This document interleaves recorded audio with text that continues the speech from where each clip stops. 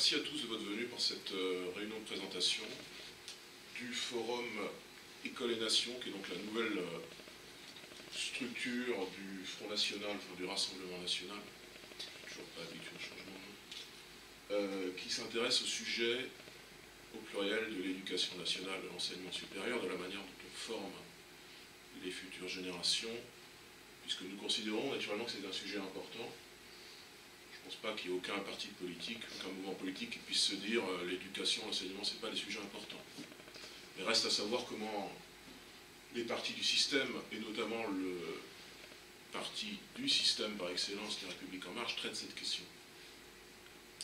Et bien nous, au Rassemblement National, nous essayons de répondre à la crise du système éducatif français, comme l'indique le titre de cette conférence, durant laquelle nous aurons l'occasion à la fois de présenter le projet éducatif de Marine Le Pen, que vous connaissez un petit peu parce que c'est celui de l'élection présidentielle de 2017. Il n'a pas tellement varié depuis les 144 engagements thématiques que la candidate avait présentés.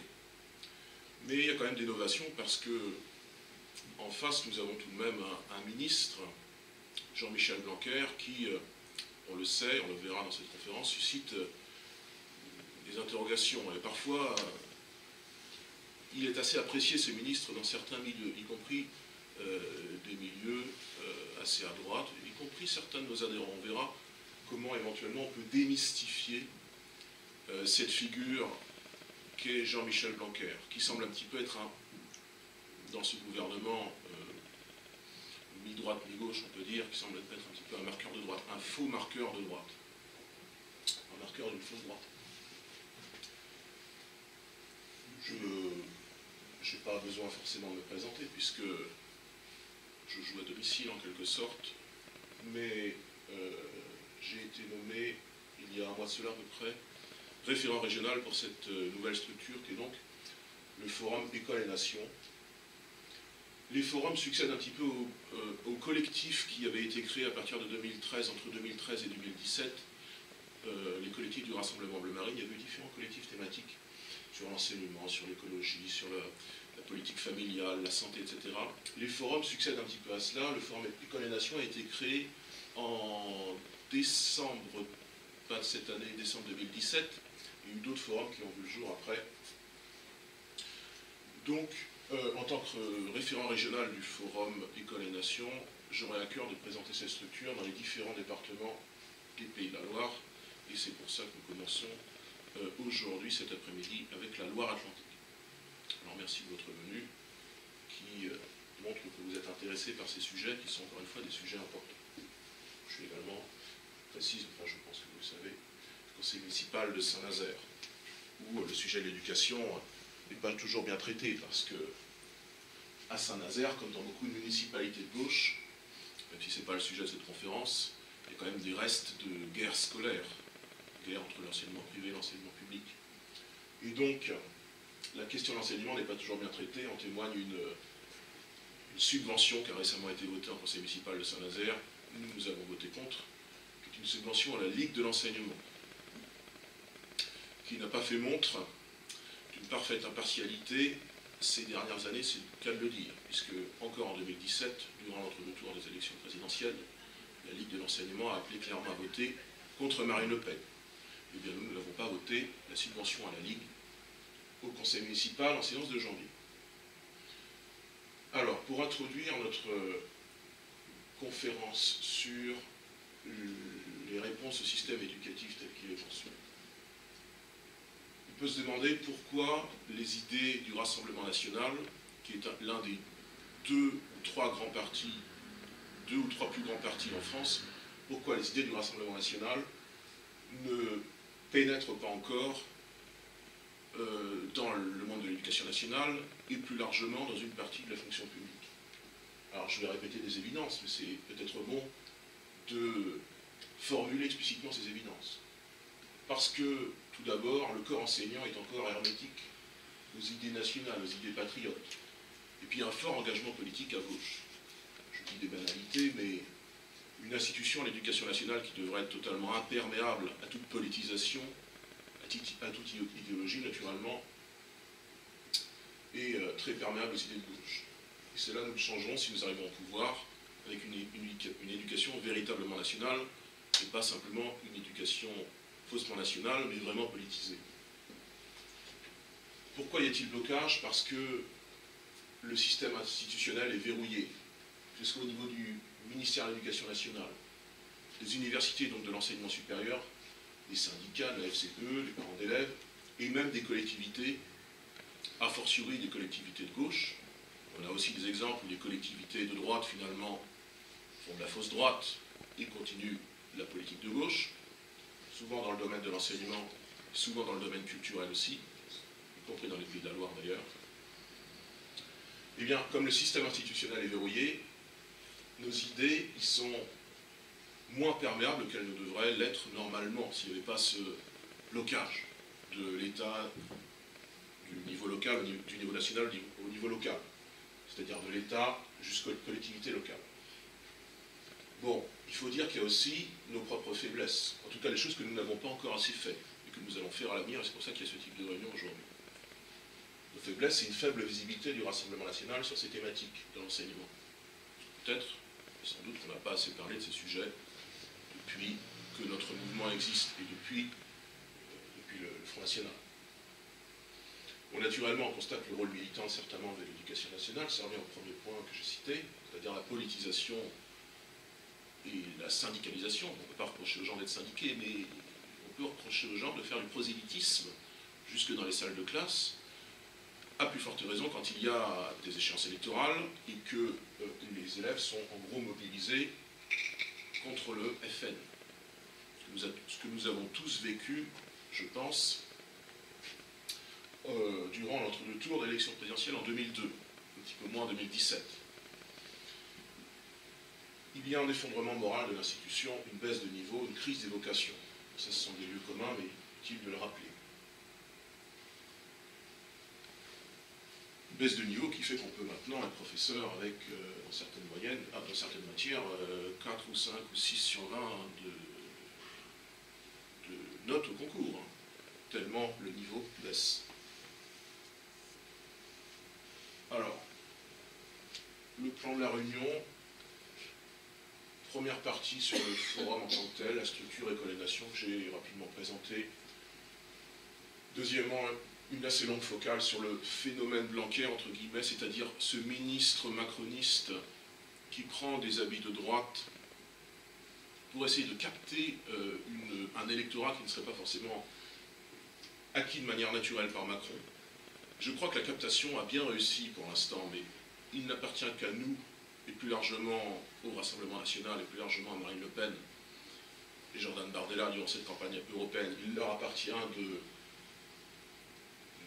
notamment de convaincre les électeurs de droite que Blanquer n'est pas la solution et qu'encore c'est une continuité des politiques de gauche, c'est une continuité des politiques de Najat Vallaud-Belkacem, de Benoît Hamon, on a oublié qu'il a été ministre de l'Éducation nationale, on reviendra sur ça. Et en troisième partie, après le poison finalement antidote, la doctrine patriote, la doctrine des nationaux pour l'école. Qu'est-ce que nous proposons? Ce que nous avons proposé en 2017 déjà dans les 144 engagements thématiques, et je reviendrai dans le détail sur tous les engagements qu'on avait formulés à l'époque, qui dans l'essentiel restent identiques maintenant, puis aussi d'autres mesures. Et quatrièmement, un temps de questions et de débats, que ce ne soit pas une conférence qui est un échange réciproque. Alors notre structure. Je n'ai pas précisé d'ailleurs, mais la différence entre les forums thématiques et les collectifs du RBM, c'est que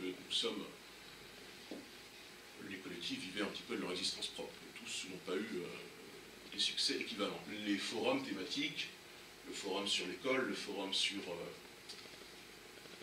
la sécurité, sur les transports routiers, etc., sont pleinement intégrés au FN. Donc on est beaucoup plus articulé, on est beaucoup plus intégré à l'appareil du FN, et ça nous permet de faire remonter des choses au FN, enfin au RN, qui par ailleurs nous demandent un certain nombre de notes thématiques sur différents sujets.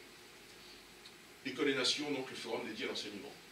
Le but, c'est d'investir le thème de l'école qui est une volonté assez ancienne de Marine Le Pen, puisque déjà on avait eu un collectif en 2013, on a maintenant École et Nation en 2017. C'est voilà les structures thématiques sur la question de l'école. Enfin, c'est pas la peine que je revienne, des collectifs au forum, des cercles thématiques au service de la refondation de notre mouvement. Cette refondation, elle est largement bon, elle est terminée maintenant. Mais vous savez que pendant un an, on a réfléchi sur comment améliorer, comment dynamiser le Front National. Et que nous y sommes, je le crois, parvenus, notamment en créant un certain nombre de cercles thématiques. École et Nation est donc la boîte à idées du RN sur les questions de l'enseignement. Voilà la conférence de lancement du forum en décembre 2017, avec donc notre coordinateur national Gilles Ardina, qui est conseiller régional d'Occitanie. D'Occitanie, je crois. Oui, c'est cette grande région Midi-Pyrénées, ça doit être Occitanie. Grande fusion de régions entre le Midi-Pyrénées et le Languedoc-Roussillon. Bon, notre site internet, écolenation.fr, que vous pourrez consulter avec donc les différents communiqués. Il y a eu un communiqué qui est passé il y a 3 semaines de ça à peu près, que j'ai rédigé, donc, qui n'est pas sur l'écran, où nous nous félicitions par exemple que l'Université de Nantes avait opté pour Quant comme moteur de recherche pour son parc informatique. Quant étant un moteur de recherche qui, contrairement à Google et contrairement au GAFA en général, ne cherche pas à capter nos données personnelles pour un usage marketing. Et nous trouvions bien que l'Université de Nantes, dont nous n'avons aucune naïveté sur quelles sont les orientations politiques de leurs dirigeants. Il est très bien que l'Université de Nantes ait fait le choix de la transparence avec un moteur de recherche français qui ne veut pas faire intrusion dans notre vie privée. Et donc dans le communiqué que j'avais rédigé, que je n'ai pas à l'écran, je proposais que finalement cet exemple de l'Université de Nantes, pourquoi ne pas l'étendre à d'autres collectivités, et notamment dans l'optique des élections municipales. Je serais soucieux qu'à Saint-Nazaire, par exemple, eh bien, si nous gagnons la mairie, nous puissions nous passer du tout Google, entre guillemets. Ce serait un signe intéressant qui montrerait que nous respectons vraiment les données privées des gens. Notre présence sur les réseaux sociaux, École et Nation, sur Twitter et Facebook. Alors, qu'est-ce que veut être École et Nation? Qu'est-ce qu'il commence à être? Petit à petit. Une voix dissidente dans le paysage de l'éducation nationale qui est encore une fois marquée par le conformisme idéologique. Une équipe de référents régionaux, pour la plupart professeurs. Bon, ce n'est pas mon cas, mais la plupart des référents régionaux sont des enseignants. Pas tous dans le public, des enseignants dans le privé, enseignement supérieur, éducation nationale. On fonctionne avec des référents régionaux, dont la carte que je vous montre n'est pas à jour d'ailleurs, mais ça vous donnera une idée. En Bretagne, Gilles Pénal, président du groupe RN au Conseil régional. En Normandie, Gilles Le Breton, qui est député au Parlement européen, candidat à sa réélection d'ailleurs. Et donc nous félicitons de la 11e place qui lui permettra à coup sûr d'être réélu. En Ile-de-France, c'est Émeric Durox, membre du bureau national du RN, délégué départemental du RN dans la Seine-et-Marne. Dans l'Est, c'est Madame Delacoste-Raimondi, conseillère régionale du Grand Est. Notre coordinateur régional, donc Gilles Ardina, en Occitanie. Laure Lavalette, qui est conseillère municipale de Toulon et référente régionale en Provence-Alpes-Côte d'Azur. Voilà le gros de notre équipe. Monsieur Philippe aussi, Gérard Philippe, je crois, dans les Hauts-de-France. Alors, le phénomène Blanquer, phénomène entre guillemets, qui s'illustre comme le phénomène Macron par la grande place qu'il a eue dans la presse de gauche, presse de droite. Il y a eu une sorte de consensus autour de cet homme qui apparaissait comme une sorte d'homme nouveau de la Macronie, comme pouvait apparaître M. Philippe, ou M. Rister, ou M. Castaner, ou M. Comment s'appelle-t-il, M. Le Drian, mais dont on oublie que ce sont des pièces recyclées du Parti Socialiste, des Républicains, etc. Alors, M. Le Blanquer n'est pas politisé, en tout cas, il n'est pas membre d'un parti politique. En réalité, il est politisé comme les autres. Donc il apparaît comme un homme nouveau. Il était en réalité le DGESCO sous Nicolas Sarkozy. Et donc c'est pas tout à fait un homme qui est nouveau en quelque sorte. Habilement, il a rejoint le gouvernement d'Emmanuel Macron en mai 2017. Et donc on a vu une sorte de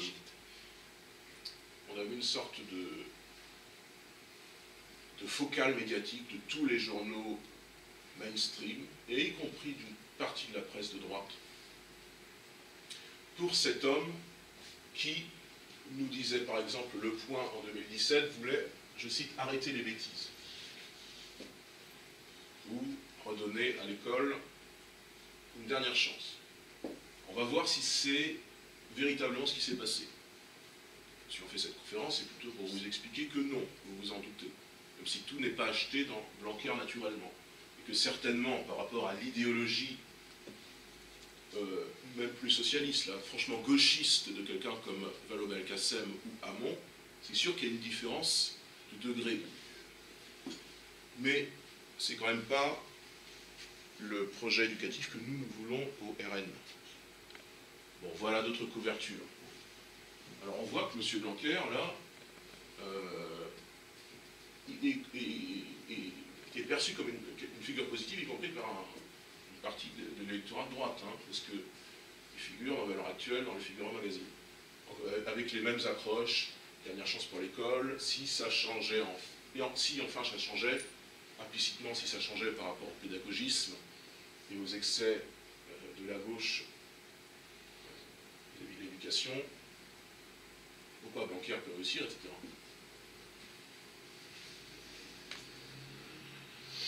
Bon, même type de... D'ailleurs, il y a deux unes de valeur, je n'avais pas vu ça.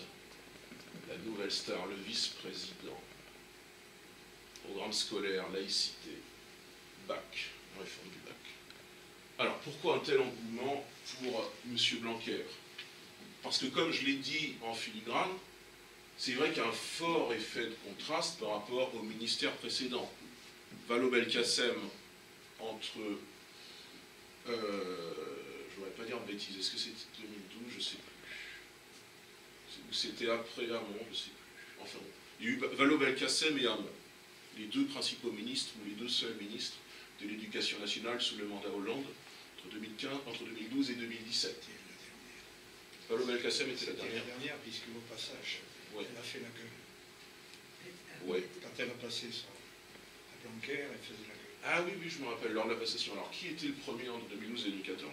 Je n'ai pas souvenir, par contre. Bon. Hamon, il a fait 4-5 mois, je sais, en 2014. Et puis, il est parti, vous le savez peut-être, avec Montebourg et les autres, quand il y avait une espèce de petite fronde à gauche. Bon. On a oublié le nom du premier ministre. Bah si, c'était, comment il s'appelle cet homme qui s'est présenté à la primaire de la droite, j'ai plus le nom. Personne ne peut m'aider. C'est pas grave. On a eu 3 ministres de l'Éducation nationale sous le mandat Hollande, qui ont eu un homme qui était fasciné par Jules Ferry, dont j'ai plus le nom en tête. Ah, c'est facile pour un ministre de gauche de l'Éducation nationale d'être fasciné par Jules Ferry, il y a une sorte de cohérence. Je ne sais plus son nom. Cet homme s'est présenté à la primaire, il a fait à peu près 6%. Alors, pourquoi un tel engouement pour Blanquer? Parce que sa communication est permanente et parfaitement maîtrisée. Permanente parce que, eh bien, il sature l'espace médiatique, notamment la presse écrite. Et parfaitement maîtrisée parce que, je fais la transition avec le troisième point, c'est un bon technicien. En tout cas, il est meilleur que les autres, qui eux étaient purement dans l'idéologie, qui n'étaient pas vraiment des techniciens.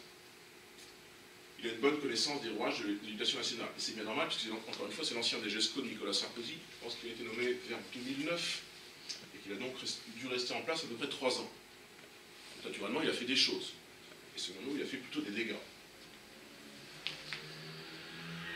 Il affiche, nous ne disons pas qu'il le fait, même s'il le fait en partie, une rupture avec les lubies gauchistes. Théorie du genre, écriture inclusive, certains petits écarts avec la laïcité, etc. Il affiche au moins, sur la forme, une rupture. Est-ce que sur le fond, il le sait? C'est assez tangent. Enfin, beaucoup plus plus incertain. Ce qu'il propose a souvent été réclamé depuis longtemps par notre mouvement. Alors si vous avez dans votre entourage des gens qui sont en quelque sorte blanquero-compatibles, enfin qui peuvent trouver à M. Blanquer un certain attrait, vous pourrez dire que finalement ce qu'il propose, nous le proposions. Et nous, on ne propose pas depuis la campagne de 2017, on le propose depuis des années, certaines choses, comme le port de l'uniforme, par exemple, depuis des décennies. Donc finalement, Blanquer est plutôt une copie qu'un original. Alors pourquoi ne pas revenir à l'original? Pourquoi ne pas plutôt voter RN? Quelles sont les mesures qui s'inspirent des nôtres? Pas comme un décalque, un strict, mais qui quand même ressemble furieusement au projet présidentiel de Marine Le Pen, et même ce qui avait été proposé en 2012. Revenir sur la réforme des rythmes scolaires. Revenir aux fondamentaux, aux apprentissages fondamentaux. Revenir à la dictée quotidienne. Comme il n'y a plus de dictée. Parce qu'il n'y a plus de dictée. En troisième, ils passent le brevet, et toute l'année, ils ne font pas de dictée. Et pour le brevet, ils ont une dictée. Moi, j'ai arrêté les dictées en quatrième. Je pense que ça n'a pas tellement changé. Non, ça n'a pas changé, puisqu'en troisième, Les dictées en ils troisième. n'en font plus. Cette année, toujours. Quand les jeunes gens passent le DNB, le diplôme national de brevet, eh bien, il y a certains fondamentaux qui n'ont plus, et notamment l'orthographe. Et nous savons, même si ce n'est pas la seule raison pour laquelle il faudrait qu'il y ait la dictée quotidienne selon nous, nous savons qu'avoir une mauvaise orthographe, les études commencent à le démontrer, ça a aussi un impact dans les entretiens d'embauche, par exemple. Ça paraît assez logique. Bon, des petites choses qui nous tiennent lieu de symbole, mais enfin, c'est toujours appréciable, les fables de La Fontaine offertes aux élèves. Là, c'est important. Promouvoir plutôt la méthode syllabique de lecture plutôt que la méthode globale. Apprendre les mots, syllabes, apprendre les mots, oui, donc le français, syllabe par syllabe.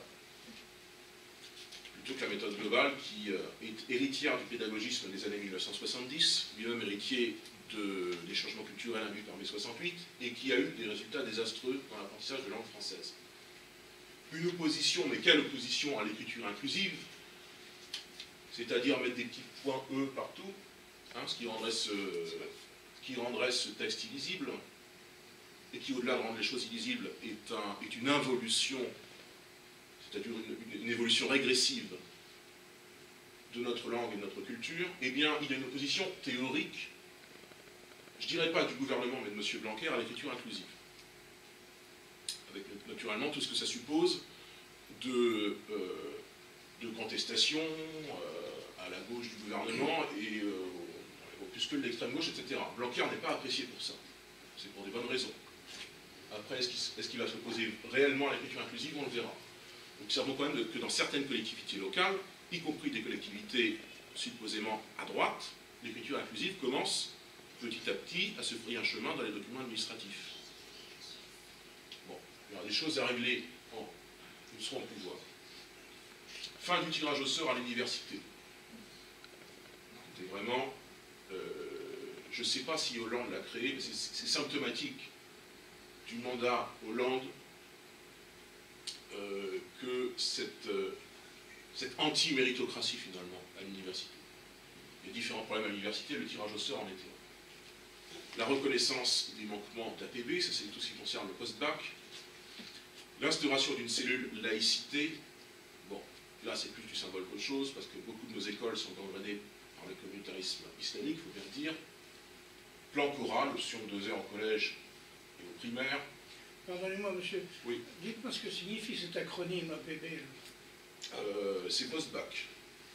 Ah bon, post-bac. Ouais. Ah, d'accord, monsieur. C'est tous les dispositifs. C'est tous les dispositifs. Ouais, c'est le choix, c'est ça. Tous les dispositifs de choix, mais même avant que l'élève passe le baccalauréat. Dans les 6 mois qui précèdent, en gros, il y a eu tout plein de polémiques parce que le système a changé. Et que quand le nouveau système a été mis en place, je crois que c'était en septembre dernier, il y avait des bugs techniques, il y avait des bugs informatiques. Et la transition entre l'ancien système et le nouveau système n'a pas été parfaitement fluide. Mais enfin, il y a eu au moins un effort, il y a eu une démarche du gouvernement de réflexion sur comment améliorer le système. Parce qu'il y avait des manquements du post-bac. Retour du redoublement. Et certaines pistes intéressantes, bon là c'est récent, à la suite du mouvement Pas de vague. Bon, ce mouvement qui est ce mouvement d'enseignants en colère, notamment d'enseignantes, qui sont naturellement surexposées aux problèmes de sécurité dans un certain nombre d'établissements, dans un certain nombre de quartiers à population immigrée, on va dire. Alors, il y a eu certaines pistes intéressantes qui, pour l'instant, ne se déploient pas vraiment en politique publique concrète. Ce qui nous permet finalement d'être assez blanquérosceptiques. Et pourquoi être blanquérosceptique? Plusieurs raisons.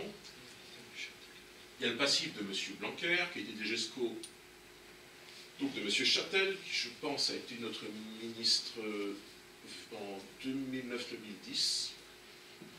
M. Châtel, qui est je ne sais plus s'il est actif en politique, enfin, qui était l'un des sarkozystes de choc. Des effets d'annonce à surveiller, parce qu'il faudra vérifier qu'encore une fois, les annonces deviennent des politiques concrètes. Des dédoublements de classes contestables, notamment, vous le savez, dans les zones REP et REP+, c'est-à-dire en gros, des classes pour les banlieues, des classes pour les quartiers d'immigration, pas de classes pour les zones rurales, beaucoup moins en tout cas. On voit où sont les priorités. Une réforme du diplôme national du brevet, totalement inutile. Une réforme du bac qui est assez mal engagée pour l'instant. Vous avez sans doute suivi les débats parlementaires à ce sujet. Un discours ambigu sur l'uniforme, qui n'est pas notre discours à nous, qui serait, j'y reviendrai, dans les 144 mesures, l'uniforme pour les élèves, pour gommer un petit peu les disparités sociales, et encore une fois, les disparités de classe sociale, les disparités de revenus, et extirper par ailleurs les marques de l'école et refaire de l'école ce sanctuaire, y compris par le port de l'uniforme. Le discours de Blanquer est assez ambigu pour l'instant. Et on se demande si vraiment il va faire quelque chose. Un discours ambigu sur le plan étudiant, sur le parcours citoyen. Toujours l'entrisme des associations, et quand on a pris association, vous pouvez comprendre en filigrane association de gauche, d'extrême gauche. Utilisation des neurosciences en maternelle, dont on peut se demander quelle peut en être la finalité. Est-ce qu'il n'y a pas encore une fois une intrusion du marketing là-dedans? Parce que si on met un jour, on va pas mettre l'uniforme maternelle, c'est pas ce que je veux dire, mais si on met un jour l'uniforme à l'école primaire et qu'on introduit les neurosciences en maternelle, ce sera un petit peu un jeu à somme nulle. Parce que pourquoi faire sortir les marques d'un côté et les faire rentrer peut-être de l'autre? Enfin, c'est pas certain qu'ils fassent ça, mais c'est des choses qu'on lit un petit peu partout, qui nous inquiètent. Alors, en face de Blanquer, quelle pourrait être la doctrine des nationaux sur l'école? Déjà, faisons un diagnostic. Un diagnostic que j'ai largement fait, que vous avez fait depuis bien des années dans votre fort intérieur, c'est qu'il y a une mainmise idéologique de la gauche sur l'éducation nationale. Nous avons un pédagogisme, encore une fois issu de mai 68, qui fait de l'élève un producteur de savoir en quelque sorte. On ne dispense plus le savoir à l'école, c'est l'élève qui va créer son savoir de manière autonome, en tant que petit individu autonome, à qui on explique par ailleurs qu'il est un enfant roi, qu'il est au centre de tout. Et il n'y a plus la hiérarchie qui existait entre le maître, dont je ne sais plus si on l'appelle un maître d'ailleurs, et l'élève. Vous avez vu, on ne peut plus un maître. Tout ça, c'est une conception qui n'est pas égalitaire, qui n'est pas, comme nous pourrions l'admettre, une conception qui serait dans la devise républicaine, liberté, égalité, fraternité. Non, là, c'est l'égalitarisme, c'est vraiment un nivellement par le bas, mettre tout le monde au même niveau de nullité, en gros. On a vu ça avec le collège unique. On a vu ça dans les années 1990 avec le bac pour tous, avec cette exigence qu'on a, je pense, je ne suis pas sûr du chiffre, plus de 80%. 90. 90. ça me semblait faible, plus de 90% d'admission au baccalauréat, à quoi ça peut conduire d'autre qu'à une baisse du niveau, un nivellement, un effondrement du niveau? C'est un effet mécanique. L'école est la victime collatérale de la désagrégation nationale. L'immigration, la crise de la famille, le consumérisme, l'intrusion du marketing partout, du marché partout, de l'argent partout. Naturellement, ça ne peut pas être sans conséquences sur l'école.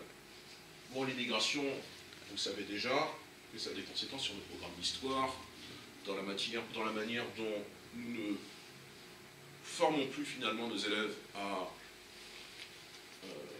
au roman national, le roman national qui n'est pas strictement une histoire neutre, mais qui a le mérite de faire des petits Français qui aiment leur pays et qui transmettront un certain nombre de valeurs à leurs enfants et qui seront finalement intrinsèquement patriotes, ce que nous voulons. Eh bien, si dans les programmes historiques, vous abandonnez la chronologie, vous abandonnez un certain nombre de grandes figures structurantes de l'histoire de France, de Louis XIV à Charles de Gaulle en passant par Napoléon. Si vous faites une histoire thématique qui normalement devrait être la prérogative finalement de l'enseignement supérieur, très bien d'apprendre l'histoire de Mono Motapa ou l'Empire malien ou l'Empire central, mais ça devrait être fait en licence d'histoire, pourquoi pas.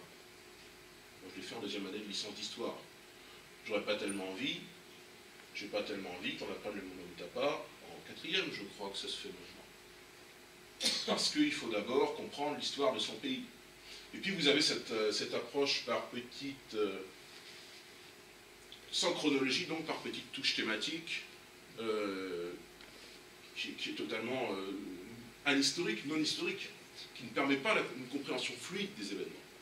Si en plus de ça, on explique que les rares événements importants de l'histoire de France, comme la Révolution française par exemple, si on les explique à travers les figures marginales de cette histoire et non plus les figures centrales, comment on fluidifie le récit, comment on fait comprendre aux jeunes enfants de quoi il en retourne. Vous avez sans doute en tête l'exemple que cite souvent Éric Zemmour, et que moi je trouve très pertinent, de l'enseignement de la Révolution française, non pas par le prisme d'un Robespierre, de Louis XVI, ou de Danton, ou de Lafayette, mais de l'homme de Gouges, qui est sans doute une figure respectable, mais qui est un personnage éminemment marginal au sein des 10 années révolutionnaires. Alors si on dégage Bonaparte et si on remplace par Olympe de Gouges, c'est sûr que non seulement on a une histoire complètement déséquilibrée dans son récit, parce qu'on croit finalement que la Révolution française c'est en gros le triomphe des minorités avant l'heure, et puis là on fait une histoire franchement idéologisée. En l'occurrence une histoire féministe. Pourquoi pas être féministe? Enfin il y a quand même des manières de faire. Et c'est pas à l'école d'idéologiser les choses de cette manière. Il y a eu des décennies donc de démagogie, de mensonges, que nous essayons difficilement de corriger. Alors les classements valent ce qu'ils valent, comme les sondages d'opinion, mais ça donne quand même une image. Vous connaissez peut-être le classement PISA, Programme international pour le suivi et des acquis des élèves. C'est un classement international de l'OCDE, c'est-à-dire en gros les pays riches de l'hémisphère nord, qui nous montre que dans les disciplines fondamentales, les sciences, la lecture, les mathématiques, eh bien la France est plutôt en queue de peloton, avec des pays asiatiques très riches, enfin très développés en tête, comme le Japon ou Singapour. Et puis nous arrivons aux puissances européennes qui en gros sont non seulement quasiment en queue de peloton, mais qui régulièrement baissent. La France est 26e selon le classement PISA, c'est le classement actuel, c'est 2016, en sciences, 19e en lecture, 26e en mathématiques. Et malgré ça, il a produit un prix Nobel de physique et des médailles Fields en mathématiques. Ah oui, qui sont l'équivalent du prix Nobel des mathématiques. Parce que nous avons un génie en France qui n'est pas forcément valorisé par l'éducation nationale. Enfin, on peut supposer que ces prix Nobel n'ont pas été formés il y a bien longtemps, encore l'école est encore un peu préservée. Nous sommes derrière, y compris du bloc de l'Est, l'Estonie, derrière la Chine, derrière notre pays d'Europe de l'Est, la Slovénie, l'Allemagne, la Pologne, la Norvège. Voilà. Ça vaut ce que ça vaut, mais ça donne une image. De même, le classement PIRLS, Progress in International Reading Literacy Study, classement 2016, nous sommes 34e. Derrière la Russie, dont on dit beaucoup de mal, mais qui se débrouille bien, à 70 points au-dessus de nous. Derrière les Asiatiques, derrière les États nordiques qui sont assez avancés sur ces questions-là. Enfin, derrière, symboliquement, plusieurs pays du bloc de l'Est. On pourrait se dire qu'ils sont quand même, qui seraient dans une situation moins favorable que la nôtre. Et bien, ça montre qu'il y a vraiment une désagrégation dans la transmission des savoirs. Alors, notre antidote, en quelque sorte, notre philosophie pour redresser l'école, ce qui est l'objet de cette réunion, parce que vous allez, ce que vous avez entendu, bon, vous savez déjà beaucoup de choses, je n'apprends pas grand-chose, mais vous allez le transmettre à d'autres personnes qui ont autant envie que nous de redresser l'école, notamment en restaurant l'autorité des maîtres. Des maîtres qui s'appellent des maîtres, pas des éducateurs, pas des machins, qui sont des maîtres et des élèves. Un retour réel aux fondamentaux. Lire, écrire, compter. Le retour de la méthode chronologique pour l'enseignement de l'histoire. Ce que semble-t-il Blanquer est en train de faire. En tout cas, il a annoncé ça il y a 3 jours. Il n'y a pas 3 jours de ça. On verra ce qu'il en advient. Assumer une sélection à tous les niveaux, y compris à l'université, revoir le bac. Le bac à 90%, comme tu disais, c'est pas une panacée, c'est au contraire, c'est quelque chose qui nivelle terriblement. Garantir la liberté scolaire, complémentarité entre le public et le privé, et en plus ces restes de guerre scolaire qui datent des années 80, dont nous voulons. La souveraineté des équipes pédagogiques. Revaloriser les filières professionnelles et l'apprentissage, avec notamment l'apprentissage à partir de 14 ans, et avec, quand cela est possible, même si ce que je vais dire est caduque en partie, vous savez que les régions avaient la prérogative d'apprentissage, qu'ils ne vont plus l'avoir maintenant, dans les mois qui viennent. Il aurait été utile, et c'était la proposition que nous formulions dans un certain nombre de régions aux élections de 2015, qu'il y ait renforcement des primes d'apprentissage. Lors de la campagne régionale de 2015, en Pays de la Loire, on avait proposé un doublement de la prime d'apprentissage. Bon, ce que je dis est en partie caduque, puisque la compétence d'apprentissage ne va plus revenir aux régions, suite des différentes réformes de la loi NOTRe, notamment. Une éducation nationale au service des Français, ça paraît évident, et pour cela il faut rompre avec l'immigrationnisme, c'est-à-dire l'exaltation et la mise en avant toujours de l'immigré comme une nouvelle figure de l'histoire de France, un nouvel acteur central. Ah non, l'immigré, nous choisissons si nous l'acceptons ou pas. Et l'éducation nationale, comme les services publics, comme les logements, comme les emplois, comme tout, doit être au service des Français d'abord. Priorité nationale, y compris dans l'enseignement.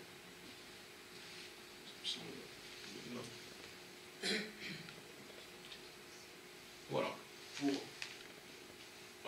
J'ai oublié de parler de ça. Avant la conclusion, revenir brièvement sur, dans le détail, les mesures qu'on avait proposées à l'élection présidentielle de 2017. Vous savez qu'il y avait eu 144 engagements, dont un certain nombre d'engagements sur l'éducation et sur l'enseignement. 7 engagements. Il y avait eu l'engagement 101, renforcer les apprentissages fondamentaux, dans ce que j'ai dit brièvement, lire, écrire, compter. 102, sanctuariser l'école, de l'insécurité, de l'influence des marques par le port de l'uniforme. Faire de l'école le sanctuaire qu'il n'aurait jamais dû cesser d'être. En mesure 103, rétablir l'autorité, notamment par le port de l'uniforme, qui encore une fois est une manière de gommer les disparités de revenus qui existent nécessairement et dont l'école n'a pas à se faire la cour de récréation, notamment la loupe grossissante en quelque sorte. Engagement 104 de Marine Le Pen en 2017, revenir sur la réforme des rythmes scolaires, cette réforme donc de 2013-2014, qui a été lancée, qui a été imposée aux collectivités locales, qui n'a pas toujours été correctement compensée en termes de personnel, en termes de financement. C'était un vrai bazar ce truc-là, nous voulons donc y revenir. 105, une égalité des chances par une véritable méritocratie républicaine. 108, ce qui n'empêche pas de sélection au mérite, c'est assez logique d'ailleurs, sélection au mérite à l'université sans tirage au sort, donc rompre avec le tirage au sort, on l'a vu en introduction de cette réunion. Mesure 107, développer l'alternance, baisser le coût des formations professionnelles. Voilà pour les mesures principales de Marine Le Pen qui ont été présentées au suffrage des électeurs en 2017. Eh bien, ces mesures, nous ne sommes pas revenus dessus, naturellement. Et nous allons probablement les porter, les pérenniser dans nos programmes électoraux futurs. Pas de raison de revenir sur ces choses-là. Voilà pour cette présentation du Forum École et Nation, de la politique du gouvernement, de la contre-politique que nous voudrions mettre en place quand nous arriverons au pouvoir. Alors peut-être avez-vous des remarques, des questions, des critiques que je pourrais répondre. Oui, j'ai deux questions concernant donc, des sujets récents. Un que vous avez abordé, c'est la liberté scolaire. Allez-vous jusqu'à envisager ce qu'on appelle le chèque scolaire, c'est-à-dire la liberté et l'autonomie des établissements? Donc une concurrence qui fait que les parents ont le choix. Alors je sais historiquement que c'était notre programme plutôt dans les années 80-90. Oui. Programme de Jean-Marie Le Pen, hein, Oui. on parlait explicitement. C'était une invention de Madelin, ça, le chèque scolaire. Une invention de Madelin, ça j'ignorais. Oui, c'était une Invention de la droite. Ça avait été repris par Le Pen. Timidement. Très discutable. C'est vendu par Madelin aussi. Oui. Je sais qu'en 2017, il n'en était pas question du chèque scolaire. Enfin, je sais qu'il y a eu des débats sur cette question. Ceci dit, ne croyons pas que C'est un marqueur de droite. Et c'est peut-être ça qui gêne. C'est plutôt jugé comme un marqueur de droite. C'est aussi une conception assez libérale de l'enseignement. Je ne peux pas vous répondre pour 2022. Non, mais j'en sais j'évoque strictement la rien. question parce que ça mérite réflexion. Moi, je suis personnellement défavorable. Enfin, moi, j'ai aucune influence là-dedans. Et je ne sais pas qu'est-ce qu'il en sera. Sinon, qu'on réfléchira probablement à cette question dans le cadre des travaux. L'étape plus lointaine. Oui, l'étape plus lointaine. Mon deuxième point, c'était, alors là, il en a été question récemment, c'était l'obligation scolaire à 3 ans. Ça, nous y sommes défavorables. Moi aussi. Nous avons écrit là-dessus il y a quelques semaines de ça.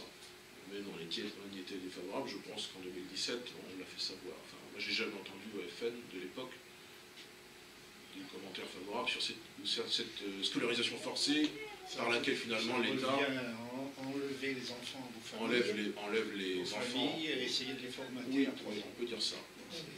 Sans nier que l'école a un rôle naturellement de socialisation, et c'est pas pour ça qu'on va scolariser les gamins à 2 ans et demi ou à 3 ans. Ça, on y est défavorable. Je peux vous le dire avec certitude. Il faut réformer l'école maternelle sans doute, mais on est défavorable à ça.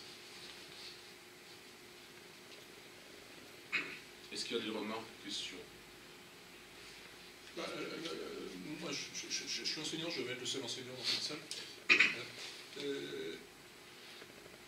un des problèmes majeurs, mais dont on n'a pas conscience quand on n'a pas enseignant, c'est le bac à, je sais pas, 90%, en tout cas. Donc on peut pas amener une tranche d'âge au bac. Donc on a créé des bacs de niveau inférieur. C'est-à-dire c'est globalement ce qu'on appelle les bacs pro. Où les élèves ont un niveau mais qui est vraiment très largement inférieur. C'est pour se plaindre notre fille qui est prof à Guérande de maths et elle se plaint de la dégradation d'une année sur l'autre.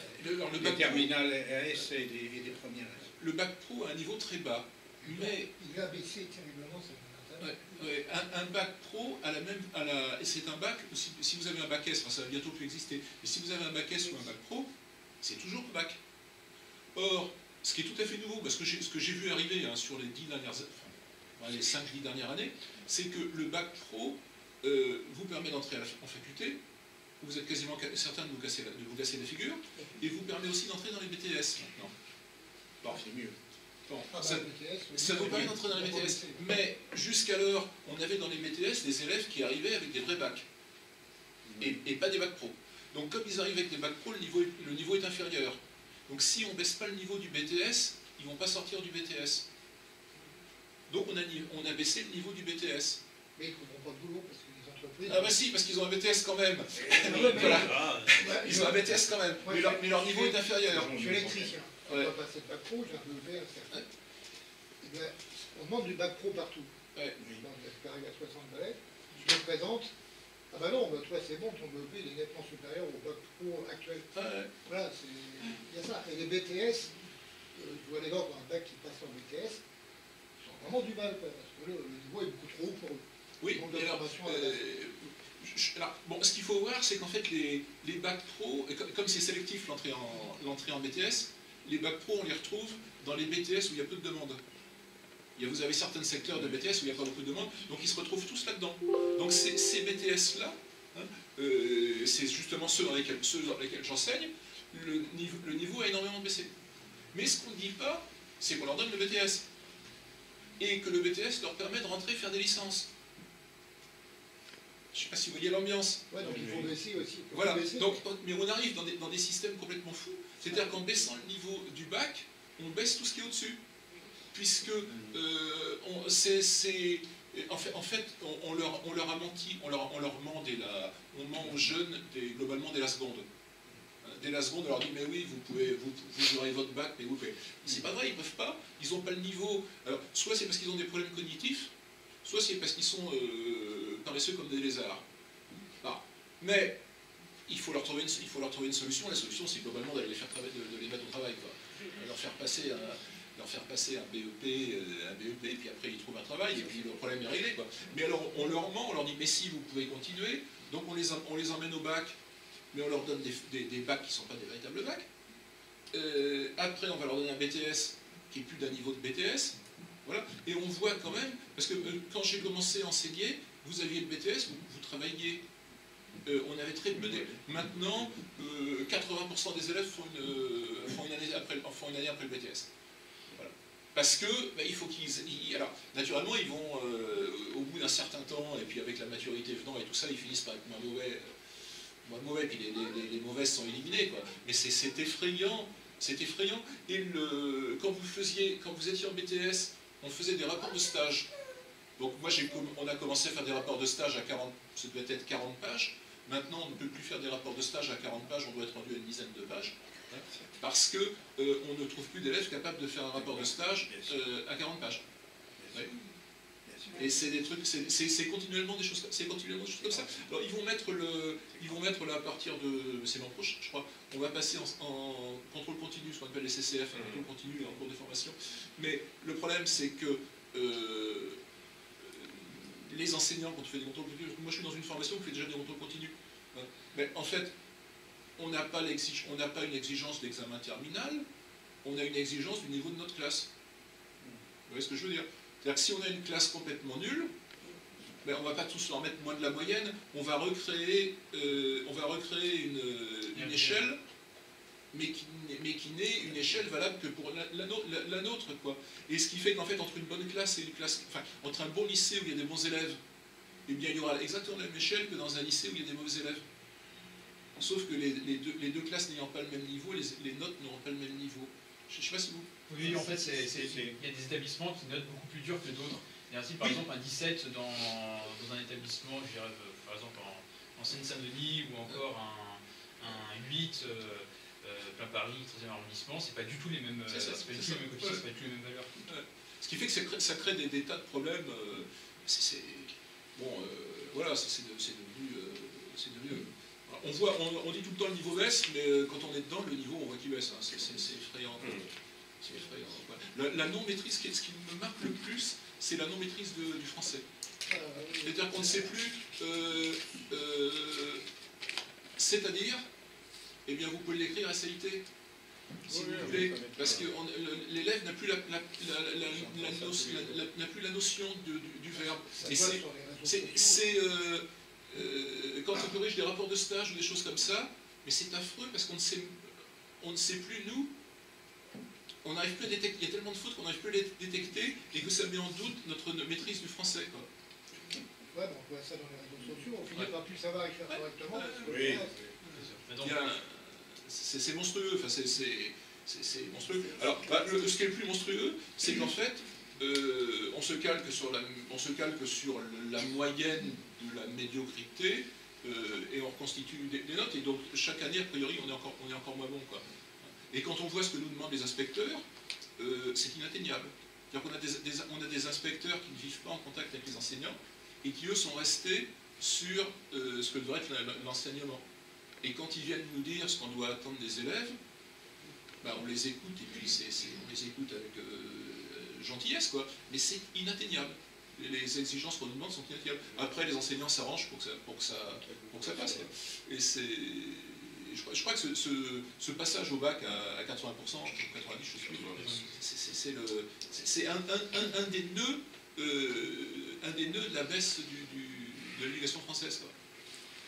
Je ne vais pas préciser naturellement dans l'intervention, mais il faut bien prendre en compte aussi l'influence déterminante des écrans sur la manière dont les enfants... Là, je peux encore dire un truc. On pouvait, jusqu'à un mois, on pouvait saisir les téléphones en cours. Alors, on saisissait le téléphone en cours, on le donnait, ce que j'appelle le surveillant général jusqu'à l'heure, et le surveillant général pouvait le garder jusqu'à la fin de la semaine. Donc l'élève à qui on le saisissait le lundi, il était embêté jusqu'à la fin de la semaine. Il y a un texte qui est passé, une circulaire qui est passée tout récemment, il doit lui être rendu dans la soirée, avant la fin de la journée. Quoi. Donc, ça leur... mais c'est symptomatique comme truc. Quoi. On leur prend le téléphone, ils sont certains qu'on leur rendra quand ils vont sortir de cours. Oui, c'est-à-dire, là, ma fille, c'est pareil, elle demande aux élèves de laisser leur leur téléphone portable, sur son bureau, si vous voulez, quand ils rentrent en cours, mais ils le reprennent à la sortie du cours. C'est des problèmes sans nom. C'est ça le problème. C'est des problèmes sans nom. Quand je parle des écrans, c'est y compris les téléphones, c'est bien, tout ce qui est tablette, etc. Si vous voulez un bon état des lieux de ce que ça produit, vous avez je crois que c'est un envoyé spécial, un complément d'enquête, qui est sorti il y a 6 mois à peu près, qui montre l'influence sur l'apprentissage non seulement des écrans, mais de la surexposition aux écrans. Pour des raisons qui sont complexes à expliquer. Enfin, les écrans créent des addictions qui font que les enfants produisent un certain type d'hormones et donc ils sont moins réceptifs aux apprentissages. Et surtout, ils lisent moins. Et oui, ils lisent moins parce qu'on ne lit pas pareil sur un vocabulaire et l'orthographe. Quand on lit un papier, on n'est pas focalisé sur les mêmes éléments quand on lit un écran. En gros, on survole, je l'explique de manière un peu amatrice. Il n'y a pas de sensualité dans l'écran. Oui, ça aussi, il y a les aspects esthétiques, Jean-Pierre, j'en doute pas. L'odeur. Il n'y a pas l'odeur des vieux livres. Mais on n'a pas le regard porté sur les mêmes choses quand on parcourt un écran. En gros, l'écran, on le survole. Et on le voit bien quand on regarde sur Internet. On fait une lecture strictement linéaire sur un papier en général, on va du point A au point B. Et nous, on est des individus adultes. Alors, réfléchissez à comment ce que je dis est aggravé pour les enfants. Alors je suis totalement d'accord avec ça, parce que j'ai une mère qui m'avait interdit les jeux vidéo et la plupart des écrans durant toute mon enfance. Et c'est vrai que je sortais beaucoup plus, je lisais, le temps que je ne passais pas devant la télévision, devant l'ordinateur, ou devant les jeux vidéo, finalement je passais à autre chose. Et j'ai vu que c'est vrai que le fait de de regarder des écrans, on réfléchit beaucoup moins, on est beaucoup moins actif. Ouais. Parce qu'on a un livre, on prend le temps de réfléchir, de s'imaginer, et on s'immerge vraiment dans l'histoire, dans le scénario, dans ce qu'il nous a raconté. Et on arrive à se concentrer. Lorsque c'est vrai que c'est un écran un écran digital, on a toujours un peu cette... déjà, ça fait mal aux yeux, après, et puis c'est comme dit Gauthier en fait. C'est-à-dire que c'est comme si on percevait que le trop d'informations était nocif, donc finalement, on filtre en masse. Après, on n'a pas beaucoup de temps, on va aller au plus vite, donc on va directement au strict nécessaire. Finalement, on a toujours repassé le temps, on saute directement à la conclusion, puis après on se rend compte qu'on n'a plus suffisamment d'informations, on est confus par ce manque d'enseignement, puis on essaie après de combler les trous à travers des choses qui sont absolument pas concrètes et qui n'ont rien à voir avec ce qui est présent. Finalement, on a des connaissances sont extrêmement nucléaires. Et donc, c'est vrai que d'un côté, il y a l'écran qui, je pense jusqu'au collège, qui est assez néfaste. Les enfants, en fait, ont besoin d'énormément structurer leurs pensées à travers leur environnement. Et ils perdent ce contact-là à cause des écrans. Je suis totalement d'accord avec Touché. Et le seul problème, c'est que maintenant, on est aussi rendu dans un système où on a besoin d'ordinateurs. On est incapable de travailler sans un ordinateur et il y a très peu de personnes qui ont les outils nécessaires pour pouvoir exploiter, par exemple en SIG, QGIS ou ArcGIS, pour la géomatique, ou encore d'autres outils qui sont indispensables pour pouvoir concevoir correctement un fichier de forme pour rendre un dossier de stage, etc. Donc il y a aussi une énorme lacune au niveau informatique pour les élèves. Plus systématiquement, on augmente le nombre d'outils, on développe systématiquement quelque chose de plus complexe pour les ordinateurs. Les ordinateurs deviennent de plus en plus indispensables pour les différents métiers et les gens n'ont pas assez accès. Donc je pense que c'est aussi quelque chose d'important, mais pas... jusqu'au collège, ça ne devrait pas être quelque chose de prenant pour les élèves. Ils devraient totalement s'en dissocier, mais qu'après, c'est quelque chose auquel il y a quand même un enseignement qui soit davantage accru pour leur permettre d'avoir les outils suffisants pour ne pas se retrouver en difficulté dans leur vie professionnelle. Ça me permet de faire la transition avec deux points que je n'ai pas évoqués.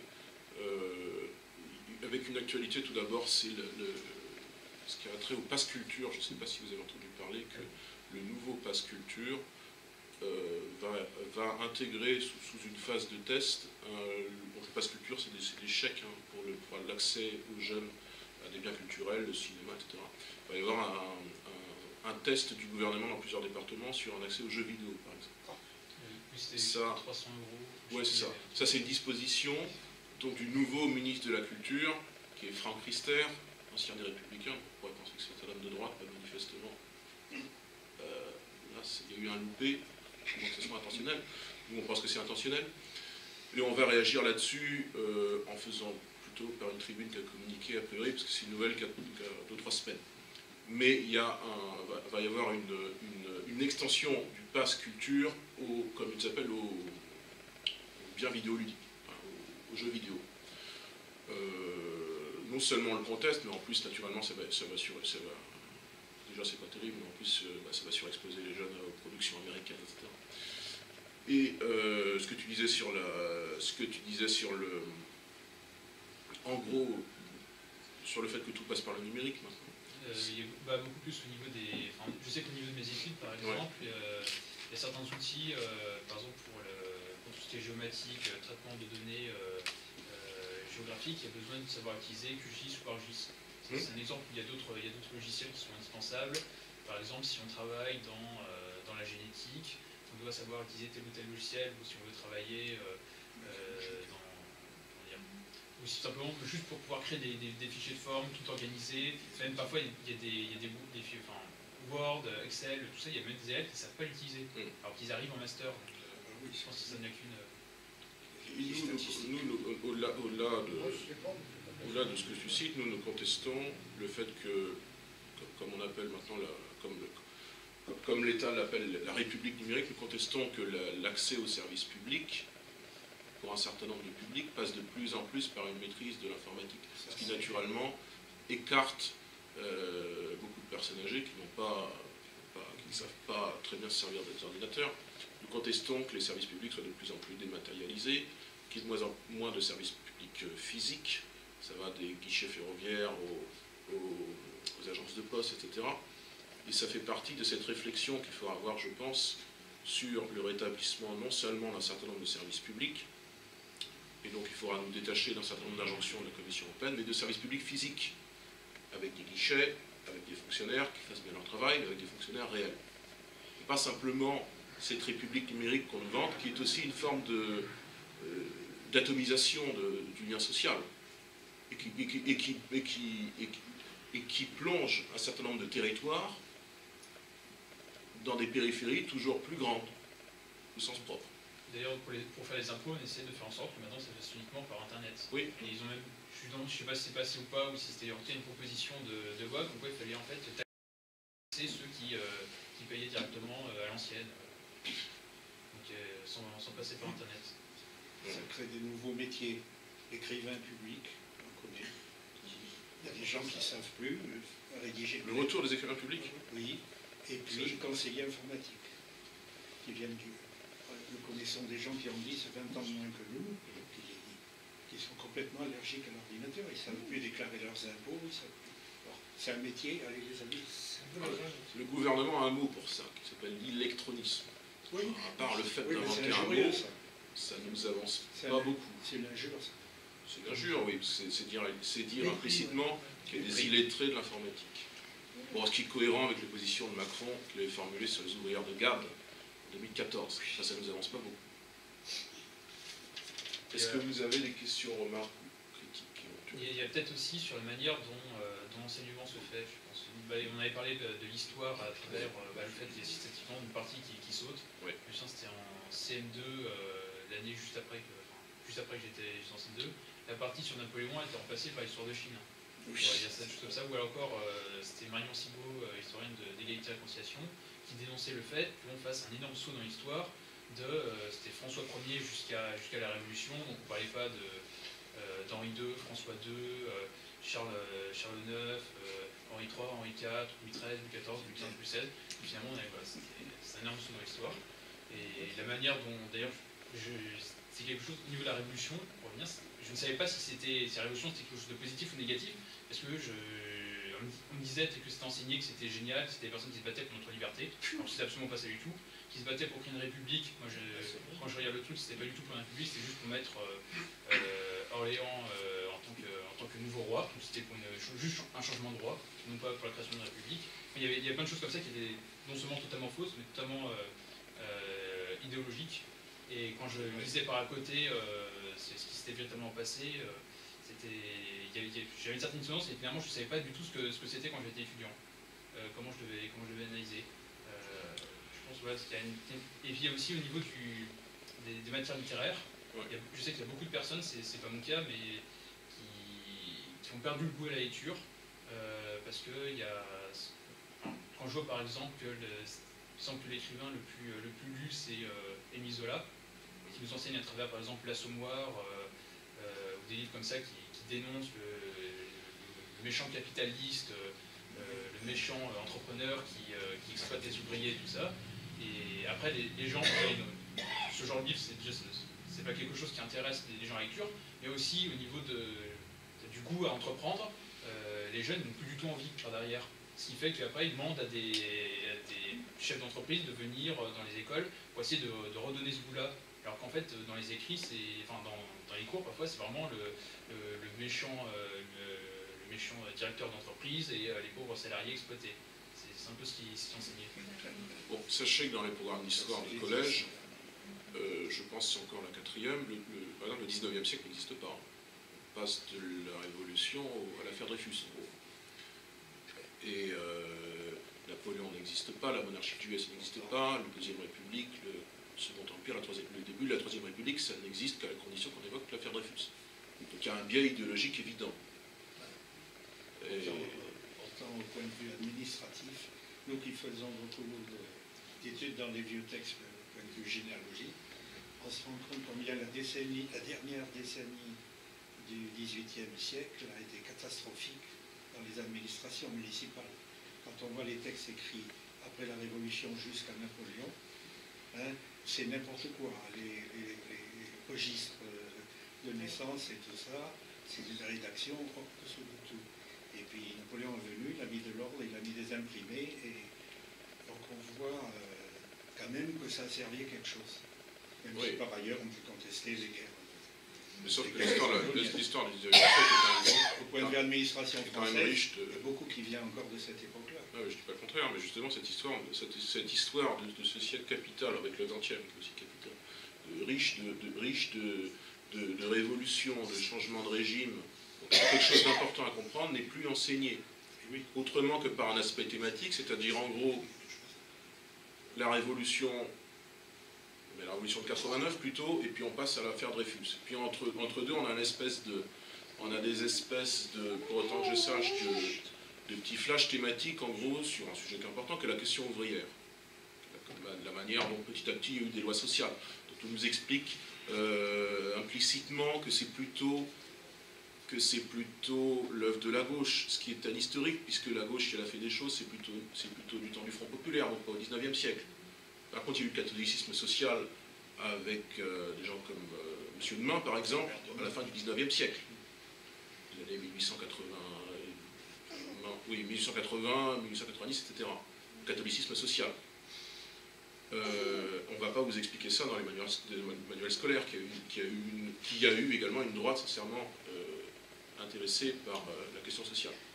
D'ailleurs, c'était à l'origine, après la Révolution, les républicains refusaient que les agriculteurs et les ouvriers puissent avoir accès à l'enseignement, parce qu'ils disaient on a besoin de leur travail, s'ils élevaient leur connaissance, ils élèveront leur niveau social, et on sera en pénurie d'agriculteurs ou d'ouvriers. Et donc il faut leur interdire. Et c'était en effet les chrétiens qui étaient là pour inverser les... Enfin, qui disaient non, ça doit être ouvert à tout le monde. Et donc en fait c'est les chrétiens qui ont permis finalement l'éducation à tout le monde.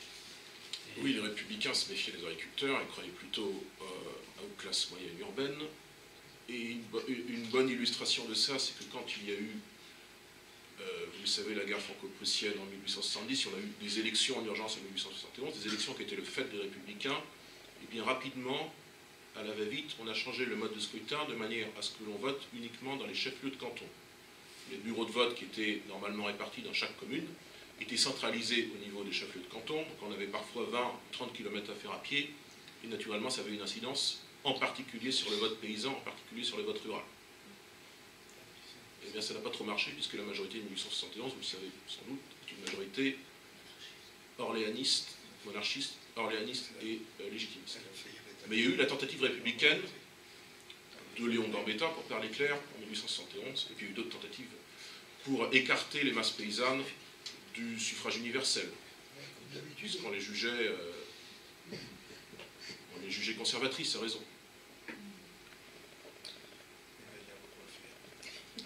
Il y a peut-être aussi, je sais qu'il y a certaines universités dans lesquelles en fait le fait d'être un étudiant étranger donne la priorité par rapport au dossier français. Alors, je sais pas trop ce qu'il en est, mais le fait de créer comme ça un amendement supplémentaire qui permettrait d'interdire ce genre de dispositions, ça... On n'a pas à interne la priorité nationale encore, c'est le monde de l'enseignement, ça c'est certain. Je sais qu'on l'a pas en tout cas pour les logements. On l'a nulle part, de toute façon. On l'a nulle part. Et moi je le vois bien à Saint-Nazaire, pas sur l'enseignement, mais sur l'emploi industriel. Parce que les détachés, ils sont toujours présents. Alors ce sont des gens sympathiques, qu'on voit faire leurs courses dans les supérettes le soir. Enfin, ce sont des gens qui font une concurrence déloyale et qui compriment nos salaires, les salaires des nationaux. Voilà. Est-ce qu'il y a d'autres questions, remarques? C'est peut-être au niveau le fait de changer par rapport au collège unique, par rapport à un collège peut-être plus spécialisé avec différentes filières. Ça, on veut revenir sur le collège unique, hein, ça je ne vais pas préciser. C'était dans notre mesure de 2017. Ça remonte à Carrefour, ça. C'est en 68. Collège unique, je crois que c'est 73, non? Oui, peut-être un peu C'est après, pas, mais prenez c'est dans l'esprit de Carrefour. René a dit, c'est ça. 72, 73. Et donc c'est pour parler, enfin c'était pour demander s'il y avait, enfin si vous prévoyez de mettre plusieurs sections spécifiques au niveau du collège, enfin pour remplacer le collège unique. On prévoit de remplacer le collège unique, oui, par plusieurs sections distinctes. D'accord, et ça permettrait comme ça d'élever finalement le niveau après du lycée ou des études supérieures. On peut l'espérer. On aura davantage de préacquis directement du collège. On est contre le collège unique, hein, je l'ai précisé sur une idée. Il me semble, oui. Je ne sais plus où alors.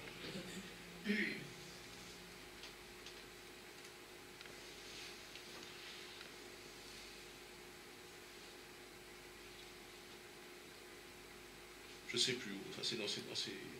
J'ai vu tout à l'heure. Voilà, égalitarisme. Égalitarisme. Oui, parce qu'on considère que le collège unique est un moule qui est inadapté aux disparités qu'on constate, quoi. Disparités de niveau, etc. Et donc, parce que c'est égalitariste, et non pas égalitaire, on conteste le collège unique. Ah, d'accord. Et il n'y a pas de raison que ça change.